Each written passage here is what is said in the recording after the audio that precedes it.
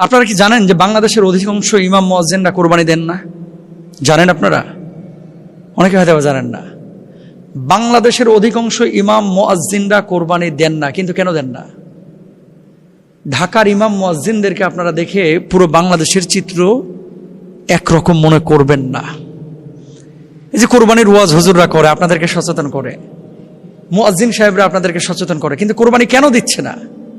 একটাবার কল্পনা করেছেন? পরশুদিন আমার একটা প্রোগ্রাম ছিল পরিবর্তন ফাউন্ডেশনের বগুড়ায়, 400-450 আলেম এসেছিলেন। মনোহর ভাই আয়োজন করেছিলেন। তাদের স্বাবলম্বীকরণ প্রকল্প এবং দায় নির্বাচনের ক্ষেত্রে করণীয় কি, এই শীর্ষক আলোচনায় আমিও অংশগ্রহণ করেছিলাম। 5 জন ইমামকে আমি জিজ্ঞেস করেছি, আপনাদেরকে এই দিনাজপুর, রংপুর, ঠাকুরগাঁও, পঞ্চগড়, কুড়িগ্রাম, নাগেশ্বরী এদিকে বেতন দেয় কত মসজিদে? হুজুর বেতন দেয় 3000 টাকা। বেতন দেয় কত? বেতন দেয় 5000। আর এক আল্লাহর ওলি জিজ্ঞেস করলাম, আপনি কত পান? হুজুর আমার বেতন দেন না, আমার বলে দিছে হুজুর ধান যখন তুলবে ধান কালেকশন করে ধান বেচে বেতন নিয়েন। বুঝছেন বাংলাদেশের অবস্থাটা কোথায়? আর এক জায়গায় রসুন বেচে হুজুর টাকা নিয়েন, মানে মানুষের বাড়ি বাড়ি যায় হুজুরই রসুন তুলে নিয়ে আইবে, নিয়ে আসার পর ওই রসুন বিক্রি করে বেতন নেবে। এই সমস্ত মসজিদের সভাপতি, সেক্রেটারি যারা আছে, এগুলোরে ওর যে গোয়াল ঘর আছে না, গরুর সাথে বাইন্ধে রাখা উচিত। আপনি ভাই মসজিদ কমিটি বা মসজিদ চালাইতে পারেন না, আপনি মসজিদের কমিটি হন কেন? একটা মসজিদের ইমামের বেতন 3000 টাকা আপনি নির্ধারণ করেছেন। আপনি নিজে কল্পনা করেন তো আপনার পরিবারটা চালাইতে কত টাকা লাগে। তো আপনি যদি ইমামের দুঃখটা না বুঝেন, আপনি যদি খতিবের দুঃখ না বুঝেন, মুয়াজ্জিনের দুঃখ না বুঝেন, আপনি কমিটি হওয়ার উপযুক্ত না। যে মানুষটা বেতন পায় 3000, বাংলাদেশের অধিকাংশ ইমামদের বেতন সর্বোচ্চ ঢাকা শহরেই তো 10 থেকে 15,000 টাকা, খতিবদের বেতন 20,000, 25,000। সবচাইতে ভালো মসজিদ যেগুলো, এগুলোর বেতন হচ্ছে 25,000-এর মধ্যে।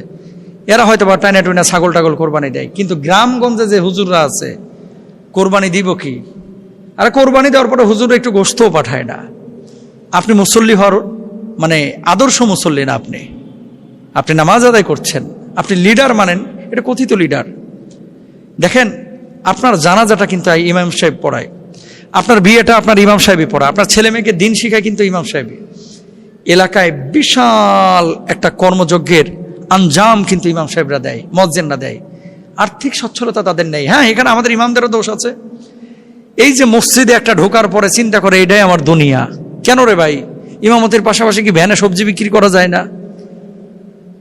ইমামতের পাশাপাশি কি করা যায় না? আমি তো ফেসবুকে বিজ্ঞাপনও দিয়েছি, যদি এরকম কোন উদ্যোক্তা থাকেন যে হুজুর আমি আতর বিক্রি করবো, আমি মধু বিক্রি করবো, আমি এই সবজি বিক্রি করবো, আমার হোয়াটসঅ্যাপে নাম্বার দেওয়া আছে, আমার সাথে যোগাযোগ করেন, আমি আপনার জন্য দায়িত্ব নেব ইনশাআল্লাহ। আমি তো ওপেন ঘোষণা দিয়েছি এবং দিচ্ছিও আলহামদুলিল্লাহ। কেন এই কথাগুলো বলতেছি? আর্থিকভাবে যদি আপনি ন্যূনতম সচ্ছলতা না থাকে, আপনি দাওয়াতি কাজ করতে পারবেন না। মানুষ আপনাকে বেল দিবে না ভাই, পাত্তা দিবে না।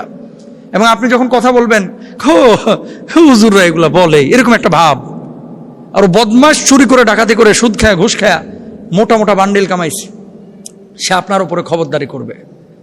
যে কথা বলতে চাচ্ছি ভাই, 10-15 হাজার টাকা দিয়েও ছোট ছোট এখন ব্যবসা করা যায়। ফোন ফ্ল্যাক্সের একটা দোকান দেওয়া যায়, ছোট্ট একটা টুল নিয়ে। সবজির একটা ভ্যান নেওয়া যায়। ছোট থেকেই শুরু করেন না, অনেক মানুষ তো করছে, আপনি কেন পারছেন না? প্রত্যেকটা মসজিদের ইমাম সাহেবের উচিত উদ্যোক্তা হওয়া, চেষ্টা করা, ব্যবসা বাণিজ্য করা। শুধু মসজিদ মাদ্রাসা নিয়ে পড়ে থাকবেন না। কারণ মুহতামিম সাহেবের 4তলা বাড়ি হয়ে গেছে, সভাপতি সাহেবের 4তলা বাড়ি হয়েছে। আপনার ঘরের যে টিনের, এই ফুটা টিনের পানি সামলাইতে আপনার বউয়ের শাড়ি ভিজে যাচ্ছে, এটা নিয়ে কিন্তু অনেক কমিটির কোনো ফিকির নাই। তাহলে নিজের ফিকির নিজেরই করতে হবে, নিজের ভালো থাকাটা নিজেকেই সিদ্ধান্ত নিতে হবে।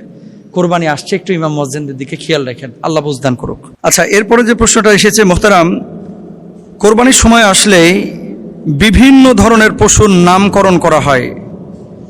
কোনো ছাগলের নাম দেওয়া হয় হিরো, কোনো ছাগলের নাম দেওয়া হয় বিগ বস, আবার ইদানিং দেখছি একটা গরুর নাম দেওয়া হয়েছে ডোনাল্ড ট্রাম্প, আর একটা গরুর নাম দেওয়া হয়েছে নেতানিয়াহু।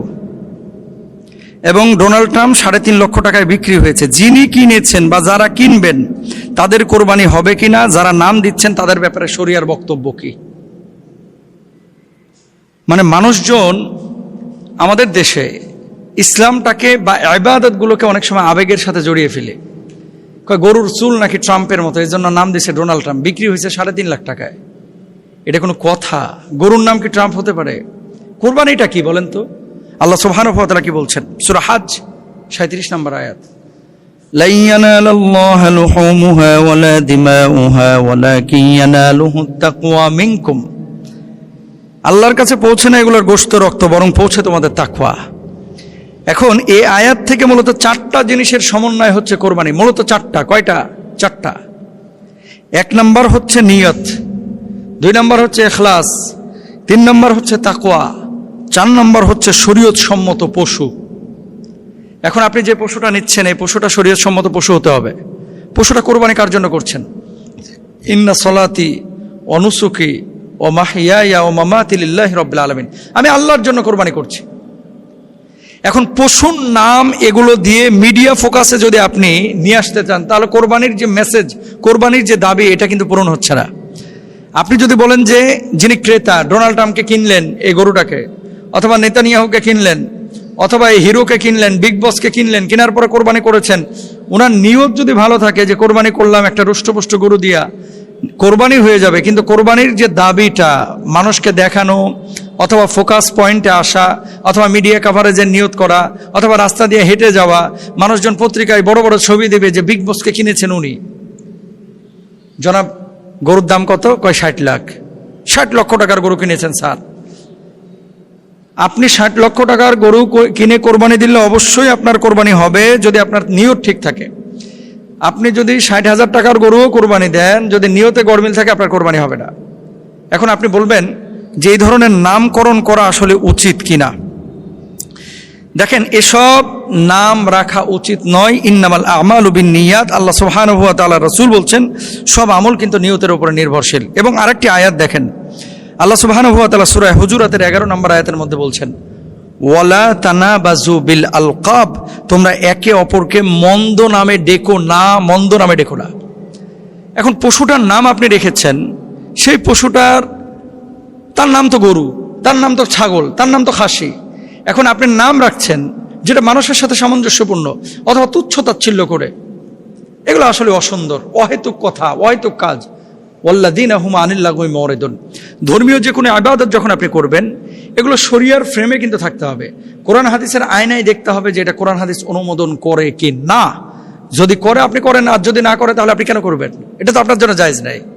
এজন্য আমি বলবো, যারা এই ধরনের নামকরণ করে, ওই গরুগুলো আপনার না কেনাটাই বেটার, যাতে করে মানুষ সচেতন হয় যে এই ধরনের নামকরণ করলে আমার গরুটা কেউ কিনবে না। খবরদার, এগুলো করেন না। কোরবানি এটা আল্লাহর জন্য। ইসমাইলি চেতনা, ইব্রাহিমী চেতনা আপনার ভিতরে নিয়ে আসতে হবে। অনেক সময় গোশত আপনারা হিসাব করেন, এত কেজি পাইলাম, এত টাকা, আমার তো লস হয়ে গেল 2000। না, এটা হচ্ছে লিওজিল্লাহি তাআলা, আল্লাহর জন্য। সুতরাং কোনো পশুর নামকরণ এরকম আপনারা করবেন না। এই ধরনের পশু থেকে আপনারা দূরে থাকার চেষ্টা করেন। আর মানুষ দেখানো, লৌকিকতা, এগুলো থেকে আপনারা দূরে থাকবেন। কোরবানি একমাত্র আল্লাহর জন্য, আল্লাহর সন্তুষ্টির জন্যই।